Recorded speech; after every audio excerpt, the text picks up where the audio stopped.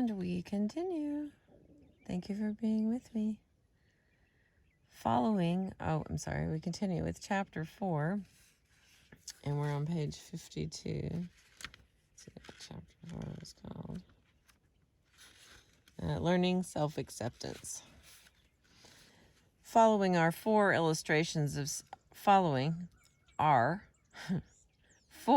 illustrations of situations where people choose to practice either self-acceptance or self-disowning.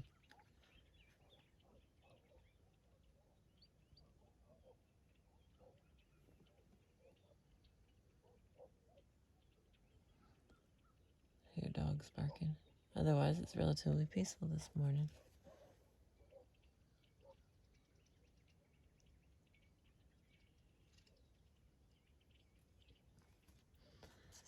Okay. Practicing self-acceptance. Lucian began to notice that he was sexually attracted to his next-door neighbor. He considered himself a happily married man, and his initial reaction was to reproach himself. But soon he decided that it was better to understand himself than to practice blind self-rebuke. He allowed himself to experience, in his inner life, the sexual attraction. He paid attention to the feelings his neighbor evoked in him, and he permitted his fantasies free rein. Soon he became aware that it was not so much his neighbor he hungered for as new stimulation, and not because he was bored with his wife, but because he was bored with his job. He saw that a new woman offered the promise of a moment's experience of effectiveness, which his work was no longer providing. He did not feel guilty. He regarded his response to his neighbor merely as a source of valuable information about frustrations within himself. He knew he would not betray his wife, but he did allow himself to imagine what an affair with his neighbor might be like. At dinner that evening, he said to his wife, "This afternoon, sitting by myself in the yard for an hour, I had an 8-month affair with the lady next door." The serenity and amusement of his manner told his wife that she had nothing to fear, so she inquired, "And how was it?" Lucian took his wife's hand and answered, "Frustrating. Pointless. It wasn't the answer, but I think finding a different kind of work might be." And the next one, practicing disowning. What Lucian did not know was that his neighbor, Marcia, had erotic feelings for him, and since she regarded such feelings as sinful, she repressed them. She became more and more tense with her husband and children. She had fits of weeping she could not explain. When she occasionally crossed paths with Lucian, she was alternately rude and flirtatious, the way a child is flirtatious who does not yet fully know what she is doing. Marcia had been unhappy in her marriage for a long time, but she did not allow herself to confront that, since to her divorce meant humiliation and failure. Had she allowed herself to accept and examine her feelings for Lucian, and perhaps discussed them with her husband, she might have gained valuable insight into her condition.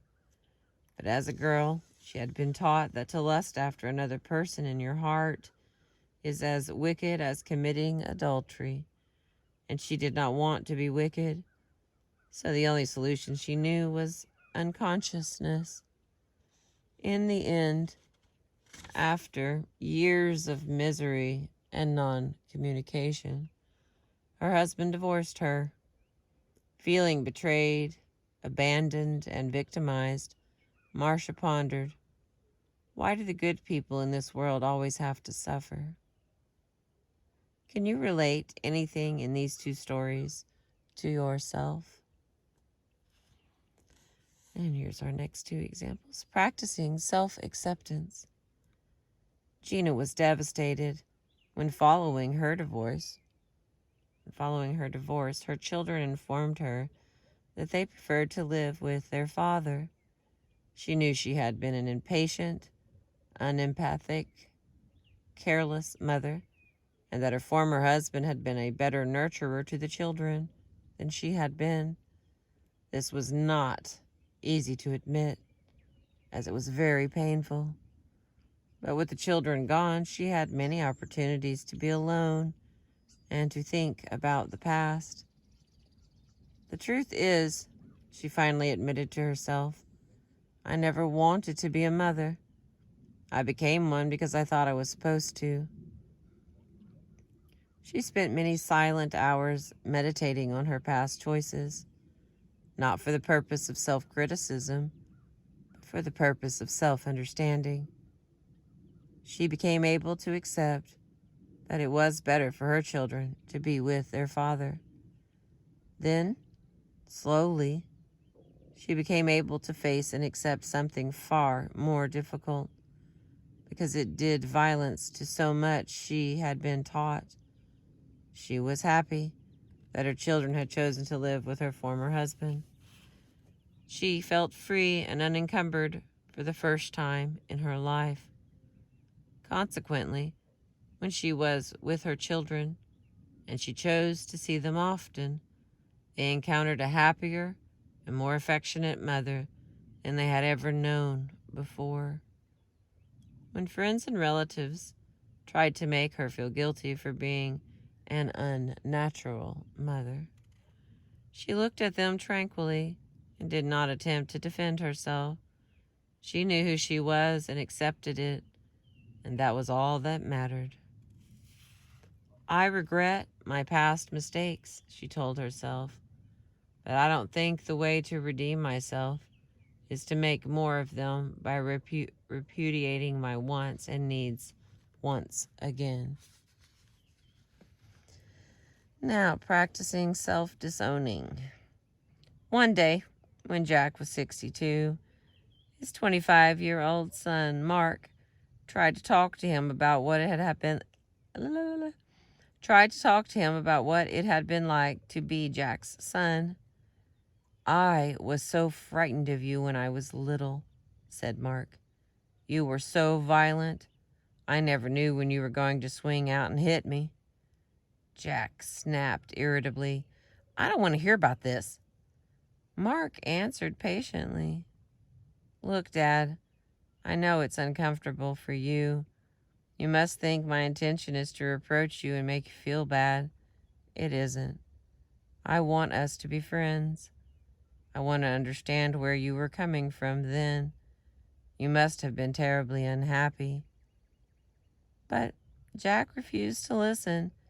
He neither denied nor admitted his past behaviors toward his son, as if he preferred that the facts be left in a kind of limbo, neither real nor unreal, but enveloped in impenetrable fog. Mark tried and tried again, but to no avail. Why won't you listen? He shouted to his father. Why won't you accept the truth of the way things were? One day his father yelled back, why won't you accept the fact that I'm never going to be the father you want? The two men stared at each other in shocked silence, as if, for one moment, they glimpsed something about themselves that they would immediately proceed to forget. It's not possible that I was as cruel as he says, Jack thought, slamming his mind shut against the possibility. It's not possible that I'm out for blood, Mark thought, slamming his mind shut against the possibility. Soon, the shouting continued. In considering the psychology of these two people, can you find aspects of yourself? If so, what are the consequences to your self-esteem? Now, let us consider this question. There's a big fish out there. Suppose our negative reaction to some experience is so overwhelming that we feel we cannot practice self-acceptance. The feeling, thought, or memory is so distressing and agitating that acceptance feels out of the question. We feel powerless not to block and contract. The solution is not to try to resist our resistance. If we cannot accept a feeling or a thought or a memory, we should accept our resistance. In other words, start by accepting where we are. If we stay with the resistance at a conscious level, it will begin to dissolve. If we can accept the fact that right now, at this moment, we refuse to accept that we feel envy or anger or pain or longing, for example, or that we refuse to accept that we once did or believed such and such. If we acknowledge experience and accept our resistance, we discover a supremely important paradox. The resistance begins to collapse. When we fight a block, it grows stronger. When we acknowledge and accept it, it begins to melt because its continued existence requires opposition. Sometimes in therapy, when a person has difficulty accepting some feelings, I will ask if he or she is willing to accept the fact of refusing to accept the feeling. I asked this once of a client, Victor, a clergyman who had great difficulty in owning or experiencing his anger, but who was a very angry man. My question disoriented him. Will I accept that I won't accept my anger? He asked me. I smiled and said, that's right. He thundered, I refuse to accept my anger, and I refuse to accept my refusal. I laughed and asked, will you accept your refusal to accept your refusal? We've got to begin somewhere. Let's begin there. I asked him to face the group and say, I'm not angry, over and over again. Soon he was saying it very angrily indeed. Then I had him say, I refuse to accept my anger, which he shouted with escalating vigor. Then I had him say, I refuse to accept my refusal to accept my anger, which he plunged into ferociously. Then I had him say, but I am willing to accept my refusal to accept my refusal. And he kept repeating it until eventually he broke down and joined in the laughter of the group. I get it, he grinned. If you can't accept the experience, accept the resistance. Right. And if you can't accept the resistance, accept your resistance to accepting the resistance. The point is, eventually, you'll arrive at a point you can accept. Then you can move forward from there.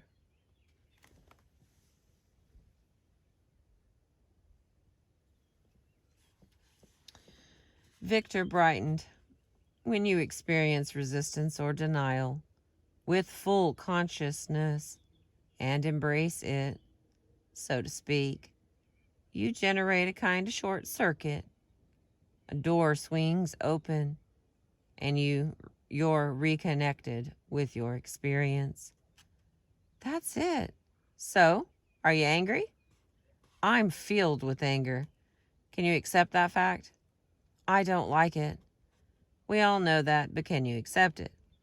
I can accept it. Please look at me and say, Nathaniel, I'm really angry. Nathaniel, I'm really angry. Again, please. Nathaniel, I'm really angry. Good. Now we can begin to find out what you're angry about.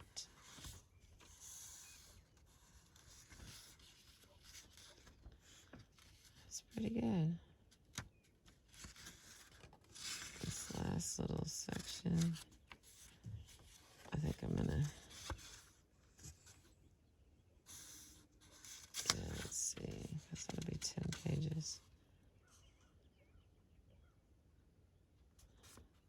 I'm gonna take a stop here, and then I'll pick up on page 58. Thank you for letting me read to you How to Raise Your Self-Esteem by Nathaniel Brandon. I appreciate you. It was beautiful this morning, peaceful. Thank you for being with me.